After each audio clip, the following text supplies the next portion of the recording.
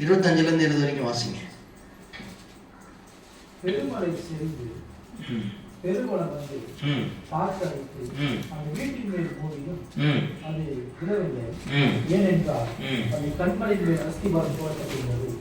நான் சொல்லிய அந்த வார்த்தைகளை கேட்டு இவைகளின்படி செய்யாதிருக்கிற எவனோ அவர் தன் வீட்டை மணலின் மேல் கட்டின புத்தியில்லாத மனுஷனுக்கு ஒப்பிடுவான். அதாவது தேவனுடைய வார்த்தையின்படி சொல்லின்படி நடக்கிறவன் தான் கனி கொடுக்க முடியும்.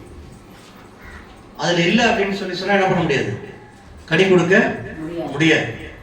இப்ப கனி அப்படின்னு சொல்லும் போது நம்முடைய வார்த்தையை அவர் என்ன பண்றாரு, உன் வாயின் வார்த்தையினாலே நீ நியாயந்திருக்கப்படுவாய் அப்படின்னு சொல்லப்படுறாரு. அப்ப வாயின் வார்த்தையிலே ஒரு மனிதன் நியாயந்திருக்கப்படுவான் அப்படின்னு சொன்னா நம்ம வார்த்தையை கவனமா உச்சரிக்கணும், கவனமா பேசணும். பயனற்ற வார்த்தைகள், பயனில்லாத பேச்சு, இதெல்லாம் நம்ம வாழ்க்கையில் இருக்கக்கூடாது.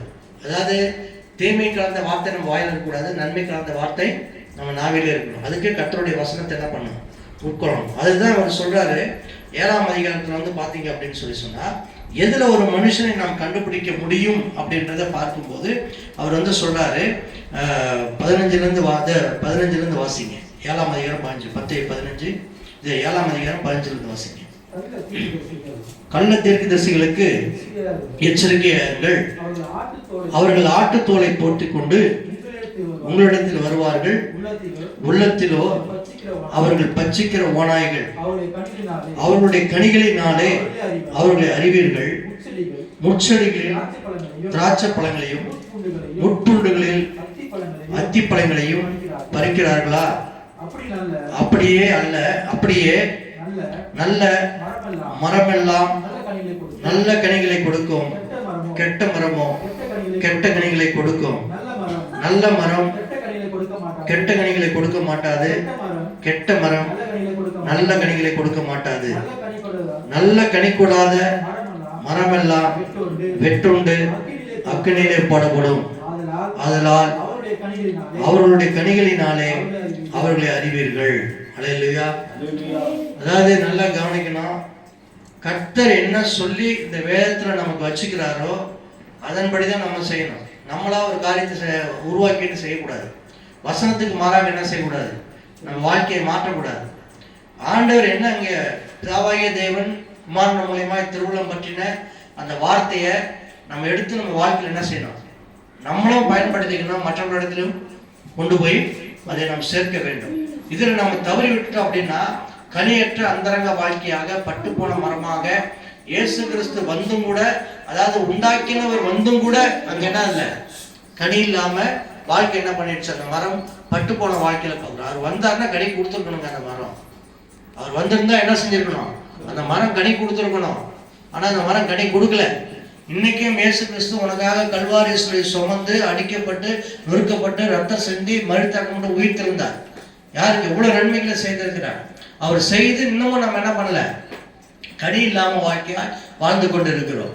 அப்ப கனி இல்லாத வாழ்க்கை நம்ம வாழ்ந்து வெறும் கிறிஸ்தவனாக இந்த பூமியில வாழ்வது அவருடைய நோக்கம் அல்ல. பெயர் கிறிஸ்தவனாக வாழ்வது ஒரு நோக்கம் அல்ல. நீ ஆலயத்துக்கு வரலாம், நீ போகலாம், நீ ஆராதனை கலந்துக்கலாம், ஞானஸ்நானம் எடுத்துக்கலாம், ராபோஜனம் எடுத்துக்கலாம், என்ன வேணாலும் பண்ணலாம். ஆனா கர்த்தருடைய சித்தத்தின்படி செய்கிறாயான்ற உன் வாழ்க்கையை நீ ஆராய்ந்து பார்க்க வேண்டும். கர்த்தருடைய சித்தத்தின்படி ஒரு மனிதன் வாழ்ந்தால் அவர் சொல்லின்படி நடக்க அவன் முயற்சி பண்ணுவான். இன்னைக்கெல்லாம் கிறிஸ்துவ மாதிரி அல்ல, எல்லாம் வேற மாதிரி என்ன பண்ணிடுச்சு, சிந்தனைகள் போய்விட்டது. இன்னைக்கு தேவ சமூகத்தில் நிறைய காரியங்களை நம்ம அதே மாதிரி பார்க்கிறோம். அதே போல 23ஆம் அதிகாரம் அதிலே பார்த்தோம் அப்படின்னு சொன்னா மற்ற 7ஆம் அதிகாரம் வேண்டாம், 23 மற்ற 23:14-15 வாசிங்க. நீங்க சொல்லப்பட்டிருப்பாங்க.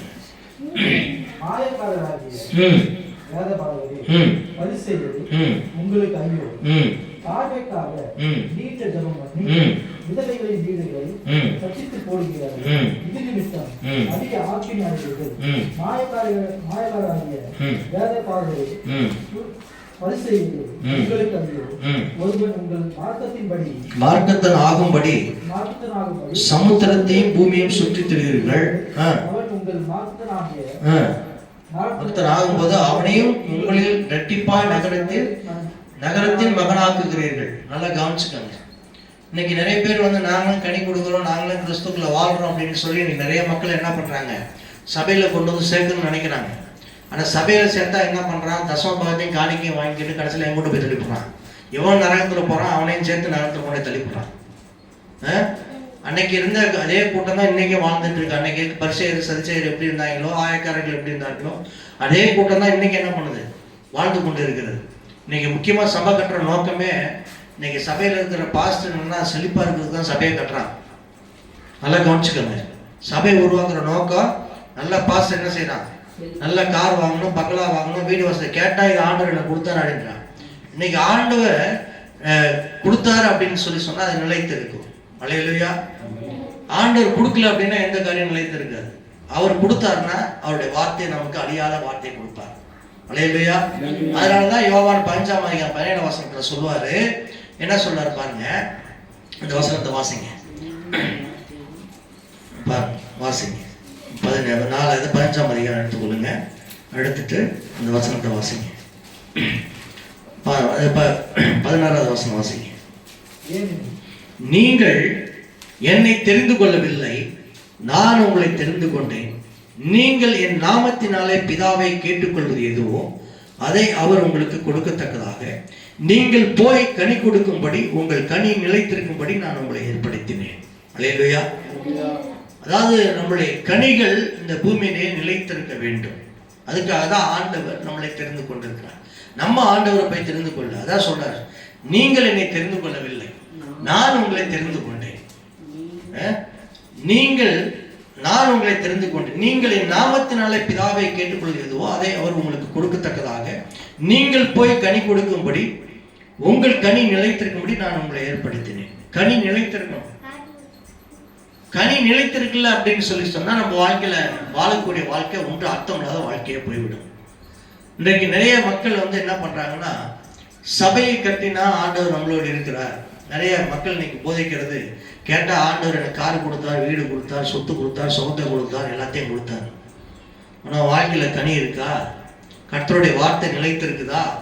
நீ எத்தனை பேர்த்துக்கு அந்த ஆத்மா உயிர்ப்பிக்கக்கூடிய வார்த்தையை கொடுத்துருக்குற? எல்லாம் அழிந்து போகக்கூடிய வார்த்தை தான் நீ கொடுத்துரு. இன்னைக்கு நிறைய பெரிய பெரிய ஸ்தாபனமே கூப்பிடுது, இயேசுக்கிட்ட வாங்க, அவன் கட்டியெல்லாம் கட்டிய சுகப்படுத்திடுவார், உனக்கு உன் காலை என்ன செஞ்சிடுவார், உன் சக்கரை வியாதியெல்லாம் போயிடும், உன் காலையெல்லாம் சுகப்படுத்திடுவார். இப்படிலாம் நிறைய, நீ எதை சுகப்படுத்தினாலும் மரணத்துக்கு அவன் சரீரம் எங்கே போகும்? மண்ணுக்கு தானே போவான். நீ ஆஸ்பத்திரிக்கு போனால் அவன் கட்டி நீட்டாக எடுத்துருவான். ஆனால் ஆத்மா பிழைக்கணும்னா என்ன செய்யணும்? அவருடைய உபதேசத்தில் நிலைத்திருக்கணும், கர்த்தருடைய வார்த்தையில் நிலைத்திருக்கணும். இதில் நீ உறுதியாக இருக்கணும். இதில் இருந்து என்ன உன்னை கைவிட மாட்டேன். அவர் எல்லாவற்றையும் உன்னை என்ன பண்ணுவார்? பார்த்து கொள்வார். இதை நம்ம இழந்து விடுகிறோம். இன்னைக்கு நம்ம சுவிசேஷன்ற பேரில் நிறைய மக்கள் என்ன செய்கிறாங்கன்னா, இயேசு உங்களை சுகமாக்குறார், இயேசு உங்களை குணமாக்குறார். இந்த புலிசுனைக்காரன்ட போனால் சொல்லுவோம்ல, 50 ரூபாய்க்கு தாயத்து இப்படி, 100 ரூபாய்க்கு இப்படி தாயத்து, 500 ரூபா, 1000, 10,000 இப்படி கொடுத்தீங்கன்னா அதுக்கு தகுந்த மாதிரி அவன் கட்டி கொடுப்பான். அந்த மாதிரி இவங்க போய் ட்ராக்ஸை கொடுத்துட்டு அவன் போய் சொல்கிறான், இயேசு உங்களை இப்படிலாம் செஞ்சிடுவார், இப்படி ஆக்கிடுவார் அப்படின்னு. ஆனால் ஒன்றும் நடக்காது. கடைசியில் யார் பேர் தூஷணமாகும்? ஆண்டோடைய பேர் தான் தூஷணமாகும். அப்போ நீ சொல்லக்கூடிய வார்த்தை நிலைத்திருக்கணும் அப்படின்னு சொல்லி சொன்னால், முதல்ல பிதாவுடைய சித்தத்தின்படி நீ முதல்ல செய்ய கற்றுக்க. அதான் கனி உள்ள ஒரு வாழ்க்கையாக இருக்குது. நடக்கக்கூடிய காரியத்தை பேசணும், நடக்காத காரியத்தை என்ன செய்யக்கூடாது? பேசக்கூடாது. அவர் நம்ம ஆத்மா உயிர்ப்பிக்க முடியாது நல்ல சுவிசேஷத்தை ஆண்டு சொல்லணும். அதுதான் சுவிசேஷம். அதாவது எப்படின்னா, மரணம் மனுஷனை விழுங்கி கொண்டிருக்கிறது. மரணம் விழுங்கி கொண்டிருக்கிற மரண பயத்தில் எல்லா மனுஷனும் சாவை கண்டு பயப்படாம ஒருத்தவங்க கிடையாது. அந்த சாவை கண்டு பயப்படாத இருக்கிறதுக்கு முடியாதுதான் மரணத்தை அவர் என்ன பண்ணார்? மரணத்துக்குள்ள கடந்து போய் அவர் என்ன செஞ்சார்? 3ஆம் நாள் உயிரோட எந்திரிச்சார். அதனாலதான் சொல்றாரு, மரணமே உன் கூறு எங்கே, பாதாளமே ஜெயம் எங்கே? நான் மரணத்தை வென்றிருக்கிறேன். இதை போய் நம்ம சொல்ல முடியுமா? இதுதான் சுவிசேஷம். இதை போய் சொல்லணும் மனுஷன்கிட்ட. நீ பயப்படாத, நீ சாவதில்லை அப்படின்னு சொல்லணும். இது சொல்ல முடியுமா? அதான் சுவிசேஷம் அறிவிக்கப்படணும். அவர் அதான் சொல்றாரு. இந்த சுவிசேஷத்தை ஒரு நாள் அறிவிக்க முடிஞ்சா அறிவி, இல்லையா கம்மனு ஜெபம் பண்ணிட்டு வீட்டில் உட்காரு. கர்த்தருக்கு கனி கொடுக்குற பிள்ளையா மாறு. எதை சொல்லணும்? ஆமா, எதை சொல்லணும் அதுதான் சொல்றேன். எதை சொல்லணுமோ அதை சொல்லணும். எதை சொல்லணுமோ அதை சொல்லணும். ஆண்டவர் நன்மைன்னா எப்படி நம்புறது? அதுதான் சொல்றது. எதுக்கு சொன்னா மரணம் மனுஷனை எப்படி விளங்குது, அந்த மரணத்திலிருந்து மனுஷனை எப்படி மீட்டெடுக்கணும், அதை மீட்டெடுத்தவர் யார், அந்த சுவிசேஷம் தான் போய் சொல்லணும். மரணம் என்றால் என்னன்றதை உங்களுக்கு கற்றுக் கொடுக்கறதுக்கே உங்களுக்கு காலம் போயிடும். அதனால அந்த சுவிசேஷத்தை சரியாய் நாம் நோக்கத்தோட நம்மளுடைய எண்ணமும் நோக்கமும் சிந்தையும் ஒரே எண்ணத்துல வைத்து ஒரு மனிதனை சந்தித்து அந்த மனிதனிடத்துல போய் சுவிசேஷம்னா அவன் ஆத்மா மீட்கப்படும். நம்ம விதைக்கிற விலை ஆண்டவர் சொல்றாரு, 4 விதமான விதைகளை குறித்து அவர் சொல்றாரு. என்ன விதை சொல்றாரு? ஒரு விதை விளைவிக்கப்பட்ட விதை, ஒரு வித கற்பாரின் மேல் விதைக்கப்பட்ட விதை, ஒரு வித முள்ளுக்குள்ள விதைக்கப்பட்ட விதை, ஒரு வித நல்ல நிலத்தில் விதைக்கப்பட்ட விதை. இந்த 4 விதம் 4 விதமான ஞானத்தை குறிக்கும். நல்லா கவனிச்சுக்கோங்க. நமக்கு அறிவு இருக்கிறது, ஆண்டவர் ஞானத்தை கொடுத்தா புத்தியை கொடுத்துருக்காரு. இந்த வழியில போய் விதையை போட்டால் அது என்ன செய்யும்? அது முளைக்குப்பா. அது எறும்பும் புல்லு என்ன செஞ்சான், வேற ஏதாவது பறவை குத்திட்டு போயிடும். இப்போ ஞானம் உள்ளவன் என்ன செய்வான்? நல்ல நிலத்தை தேடி விதைப்பான். ஆண்டவர் தான் சொல்றார், ஞானம் உள்ள இந்த பூமியிலே விதைகளை சரியாய் பகிர்ந்து கொள்ள வேண்டும். விதை என்பது கர்த்தருடைய வசனம். இந்த வசனத்தை சரியாக பகிர்ந்து கொடுக்க வேண்டும். அதாவது நம்ம போய் வெளியருகே போய் ஒருத்தரையும் தேடி தேடி இதை கொடுத்தீங்கன்னா அந்த விதை என்ன செய்யாது? உழைக்காது. ஒரு மனுஷனுக்கு அன்பு கூறு, உன்னிடத்துல அன்பு கூறு, பின்னிடத்துல அன்பு கூறு, அவனிடத்துல நேசி, அவனிடத்துல அன்பு காட்டு, அவன்கிட்ட பழகு, அவன் என்ன பண்ண சமாதானத்துல கொண்டு போ. அவன் எப்படியாவது ஒரு நாளைக்கு என்ன பண்ணுவான்? உன்னிடத்துல இருக்கிற அன்பை புகுந்து அவன் ஆத்மாவுக்கு அவனை மீட்டெடுத்துருவேன், சீக்கிரம் மீட்டெடுத்துருவேன். ஆனா நம்ம என்ன பண்றோம்? நம்ம எப்படியாவது நம்ம போய் நம்ம திருப்தி அடைகிறதுக்கு நம்ம என்ன பண்றோம்? ஓடி ஓடி ஓடி ஓடி நம்ம ஏதாவது செஞ்சுட்டே இருக்கிறோம். ஆனா அதுல என்ன பண்ணாது? வெற்றியை காண முடியாது. ஒரு மனிதன் கூட ஆத்மா என்ன செய்ய முடியாது? மீட்க முடியாது. அதனால நம்ம தேடி ஆண்டவருடைய சமூகத்துல போகணும் அப்படின்னா மனிதனிடத்துல முதல்ல அன்பு கூற நம்ம கடனாளிகளா இருக்கிறோம். நம்ம அன்பு கூறணும். அதனாலதான் சொல்றேன், அந்த அன்பு கூறுதல் எப்ப இருக்குன்னா, பிதாவை நீங்க எந்த அளவுக்கு உணர்ந்து கொள்ளுகிறீங்களோ அப்பதான் நீங்கள் அன்பு கூறணும். இல்லைன்னா நம்ம கடமையை மட்டும் நம்ம போய் செய்யற மாதிரி இருக்கும். அதுதான் சொல்றேன் நான். அநேக இடத்துல போய் நம்ம கண்ட இடத்துலயும் போய் நம்ம என்ன செய்யக்கூடாது? கர்த்தருடைய வார்த்தை அதெல்லாம் சொல்றாரு, பண்டிகைகள் எடுத்து நாய்கள் முத்துக்கள் என்ன செய்யாதீங்க, வீணாக்காதீங்க அப்படின்ற. அப்ப நம்ம என்ன பண்றோம்? எல்லா இடத்துலயும் போய் என்ன பண்றோம்? அதே இதையும் நம்ம சொல்லிட்டு இருக்கோம். நீங்க பச்சைமல்ல அவரே பவுலே சொல்லிட்டாரு. அவர் என்ன சொல்லியிருக்கிறாரு?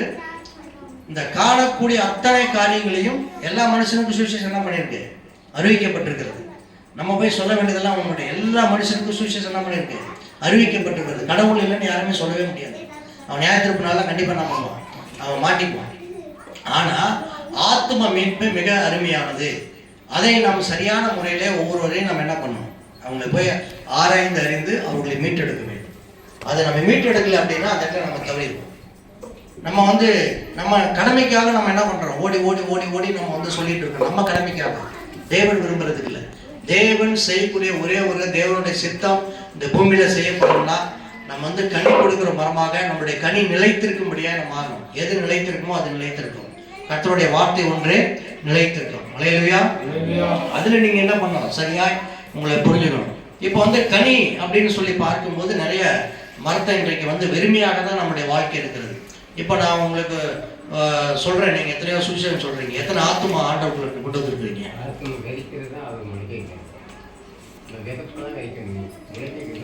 அப்போ என்னன்னா உங்க வார்த்தை உங்களுடைய கனி, அதான் அங்க சொல்றாரு, நீங்கள் என்னை தெரிந்து கொள்ளவில்லை, நான் உங்களை தெரிந்து கொண்டேன், உங்கள் கனி நிலைத்திருக்கும்படியா.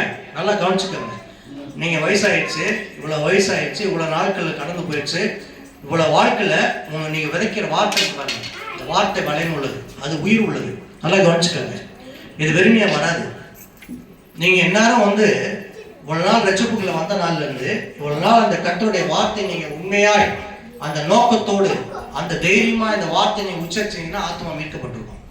ஒரு ஆத்மா மீட்கப்பட்டிருக்கும். பெருமையாலையும் நான் மனுஷனுக்கு எளிமையாகவும் பெருமையாகவும் சொல்லல, கர்த்தருக்கு இஷ்டப்பட்டுதான் போய் சுவிசேஷம் அறிவிக்கிறோம். அது சுவிசேஷம் அறிவிக்கிறது தப்பு நான் சொல்ல வரல. பெருமைப்பட்டு நம்ம பெரிய ஆளா ஆயிடலாம் அப்படின்னு நான் சொல்ல, ஆண்டு நம்ம கொடுத்த கடமைகள் நான் இருக்கேன். இல்ல நான் என்ன சொல்ல வரேன்னா, கடமைன்னா என்னன்னு முதல்ல புரிஞ்சுக்கணும். அதாவது எதுக்கு சொல்றோம் அப்படின்னு கேட்டா, நீங்க போய் சொல்றதை தப்புன்னு நான் சொல்ல வரல. விதைக்கிற விதையை தேடி விதைங்கன்னு சொல்றேன். நல்ல நிலத்தை பார்த்து விதைங்கன்னு சொல்றேன். அது முளைக்கணும். நீங்க உங்களுக்கு பின்னாடி நீங்க அந்த கனி நிலைத்திருக்கணுமா நிலைத்திருக்கணும். நிலங்கிறது நாம நல்லா இருந்தாலும் நல்ல நிலம். வெடிக்கிறது எந்த தரம் கல்பாரில் விழுந்தது அது போயிடுது, கெட்டு போயிடுது. அதாவது முள்ளில் விழுந்தது, முள்ளு அதப்பட்ட எல்லாம் நெருக்கி அதுவும் கீழே போயிடுது. அதை வழியில் விழுந்த விதைகளும் அது பச்சைகள் வெளியிட்டு போகுது. ஆனால் நல்ல நேரத்தில் உள்ள விதைகள் அது முளைச்சி 100ஆக. அதாங்கய்யா உங்களுக்கு நல்ல என்ன சொல்ல வரேன்னா, நாம் ஒரு விதையே விதைக்க போகிறோம், முளைக்கிறது கற்றுக்கொள்வது. அது அவங்க அதாவது விளைய செய்கிறது முளைப்பிக்கிறது தேவனுடையது. அதாவது நீங்க எதுவும் செய்ய முடியாது. ஆனா நீங்க செய்ய வேண்டியது ஞானமாய் நல்ல நிலத்தை பார்த்து விதைக்கணும். புரியுதுங்களா? எல்லாமே இருக்கு. நீங்க ஒரே வசனத்தை வச்சுட்டு மட்டும் நம்ம பண்ணக்கூடாது. நம்ம அதாவது விதைக்கக்கூடிய விதைய ஆண்டவர் உங்களுக்கு தெரியாது. இப்ப காட்டு நீங்க அப்படியே போய் இதில் குச்சி வைக்க முடியுமா? நீங்க என்ன பண்ணது? உழவு ஓட்டணும், அதை பண்படுத்தணும், அது உரம் போடணும், எருவு போடணும். அது போட்டதுக்கு பிறகு அது பலனை காண்றீங்க. நீங்க அப்படியே போய் ஒரு முள்ளு வெட்டாம கொத்தாம அப்படியே வச்சுட்டு அது வருமா? அப்ப ஏன் அதை செய்றீங்க? அதை செய்ய வேண்டியது இல்ல, ஏன் செய்றீங்கன்னு கேட்கிறேன் நான். அதை ஏன் வந்து சுத்தப்படுத்துறீங்க? நல்லா வரணும் தானே சுத்தப்படுத்துறீங்க. அந்த மாதிரி நல்ல இடத்துல நல்ல மனுஷனை தேடி நல்ல வார்த்தைகளை நீ கொண்டு போய் விதைக்கும் போது அந்த விதை என்ன செய்யும்? கண்டிப்பா பலன் கொடுக்கும். நீ பழகணும், நீ பேசணும். அதுதான் நான் சொல்ல வரேன். ஐயா நீங்க இல்ல அதுக்குல அவர் பேசுற காரியத்தை அதாவது நல்லா கவனிச்சுக்கோங்க. இப்ப நீங்க இன்னைக்கு வரீங்க, நல்ல மாதிரி சுவிசேஷம் பண்றேன் ட்ராக்ஸ் எடுத்து போறீங்க. நீங்க போய் சொல்லிட்டு வந்துட்டீங்கன்னு வச்சுக்கோங்க, அடுத்த நாள் நீங்க போயிடுவீங்க. அது வாக்கில் அது அவங்களுக்கு எதுவுமே ஏறாது. ஏறுமா? நான் உங்களை கேட்குறேன். இல்லை அவங்களால ஏற்றுக்கொள்ள முடியுமா? இல்லை ஏற்றுக்கொள்ள முடியுமான்னு நான் உங்களை கேட்குறேன். இல்லை ஏற்றுக்கொள்ள முடியுமான்னு கேட்குறேன். அவங்களால ஏற்றுக்கொள்ள முடியுமா? இல்லை இப்போ நீங்க இப்போ எத்தனை வருஷமா போய் சுவிசேஷம் சொல்றீங்க. இப்போ எத்தனை வருஷமா சுவிசேஷம் சொன்னா அவங்க வார்த்தையில வல்லம் இருந்துச்சுன்னா என்ன செஞ்சிருக்கணும்? இல்ல என்ன செஞ்சிருக்கணும்? முளைச்சிருக்கோம்ல. அப்ப முளைக்கலன்னா என்ன அர்த்தம்? நீங்க ஜெபத்துக்கு போறீங்க உடனே அவரோட பெருமையில போறோமா? சொல்ல சொல்றோம். இல்ல நீங்க தெரிஞ்சுக்கிறதுக்கு பல தடவை நான் சொல்லிட்டோம். அதாவது சபையில பல காரியங்களை அறிவிச்சுட்டு இருக்கோம், பல காரியங்களை போதனை பண்ணிட்டு இருக்கிறோம், உபதேசம் பண்ணிட்டு இருக்கிறோம்.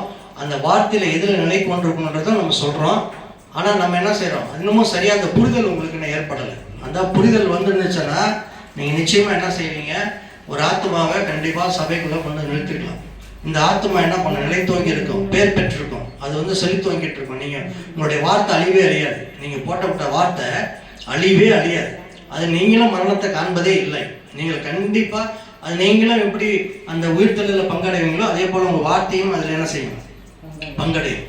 அது நல்லா கவனமா இருக்கும். அதுக்குதான் அவர் என்ன சொல்றாரு? இயேசு கிறிஸ்து என்ன செய்யறாரு? உன்னிடத்துல அன்பு கூற பெண்ணிடத்துல அன்பு கூறுன்னு சொல்றாரு. ரெண்டாவது என்ன சொல்றாரு? ஒரு ராஜ்யத்துக்குள்ள போகணும் அப்படின்னா என்னென்ன தகுதி வேணும் அப்படின்னு சொல்றாரு. என்ன தகுதி இருக்கணும்? அவர் என்ன சொல்றாரு? நான் பசியா இருந்தேன். என்ன சொல்றாரு? சொல்லுங்க. நான் பசியா இருந்தேன், என் பசி என்ன செஞ்சீங்க? போக்குனீங்க அப்படிங்கிறார். அந்த வசனத்தை கூட வாசிங்க. அது உங்களுக்கு அப்ப அந்த கணிகள்லாம் நமக்கு வந்து என்னன்றதை நம்ம தெரிஞ்சுக்கலாம். மத்திய எழுதின சுவிசேஷம் தான் இருக்கு.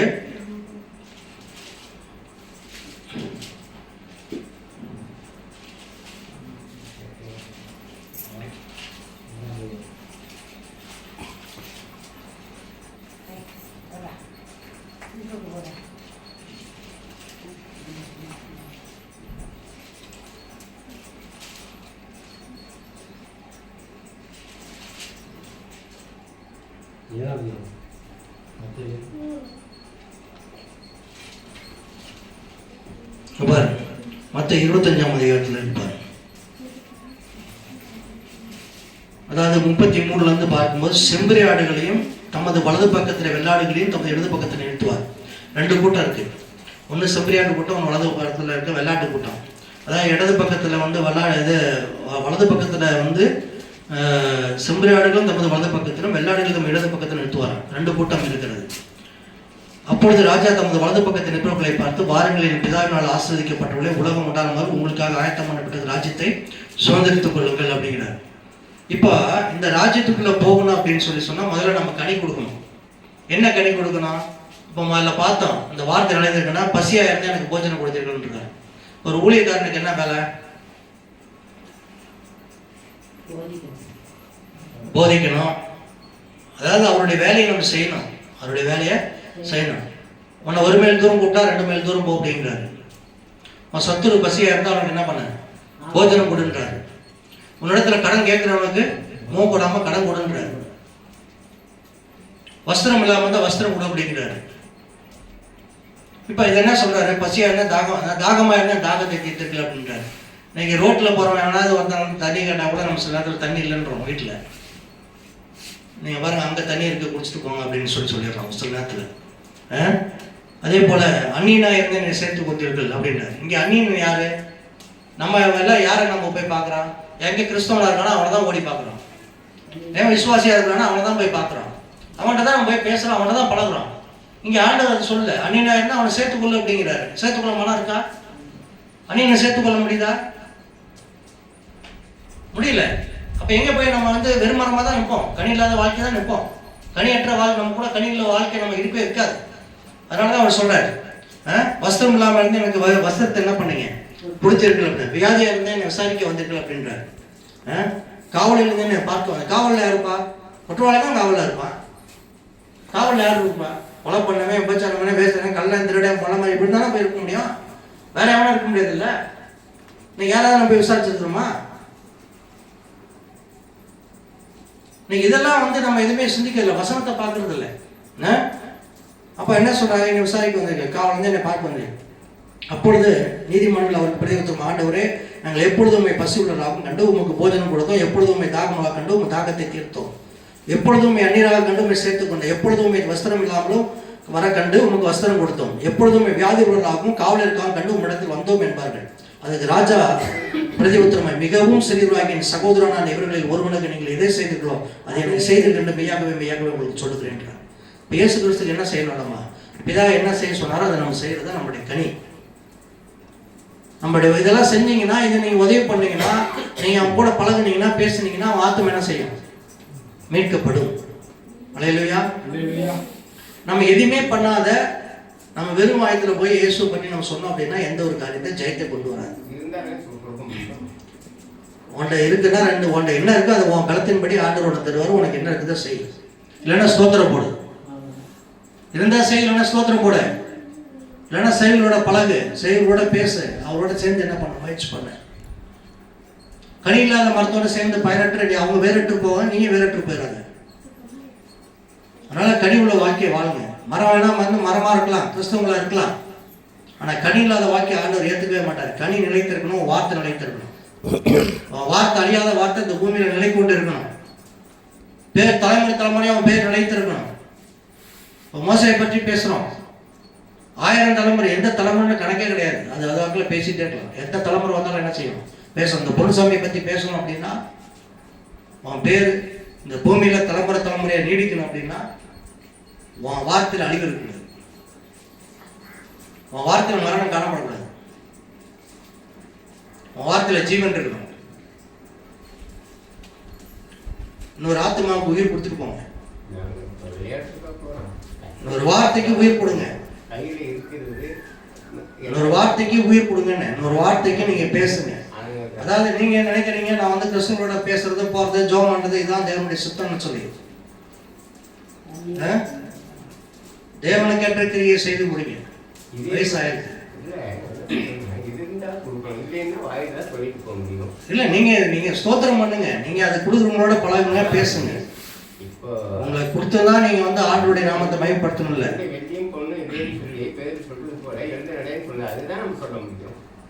அதாவது அன்னைக்கு ஆவியானவர் சபைகளுக்கு ஸ்திரப்படுத்துவதற்காக ஆண்டவர் என்ன பண்ணாரு?